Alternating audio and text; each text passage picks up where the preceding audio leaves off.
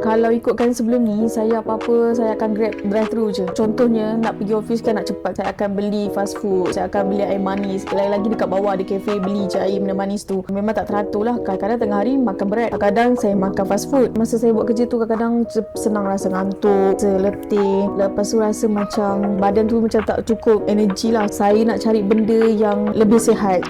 Disebabkan saya dah kenal liver tonic pill tu, so saya pun tahu dia rupanya ada juga item yang lain, dia ada produk lain. So saya tengok dia punya simptom tu macam mana, so saya try lah.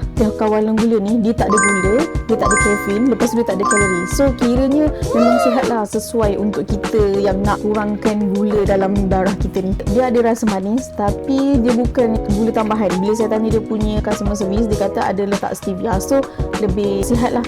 Lepas saya amalkan teh kawalan gula ni, saya tak ada rasa badan saya berat, saya tak ada rasa nak craving manis-manis. Kalau tidak, dulu setiap hari saya mesti akan beli air manis. Bila lunch ke apa, saya mesti akan order air manis. Sekarang tak. Betul, saya akan syukan terutamanya mak mentua saya, dekat mak saya, dekat kawan-kawan. Sebabnya dia tak payah susah-susah nak bancuh. Lepas tu satu lagi, dia pun sihat. Senang. Senang, mudah. Setiap hari boleh amalkan.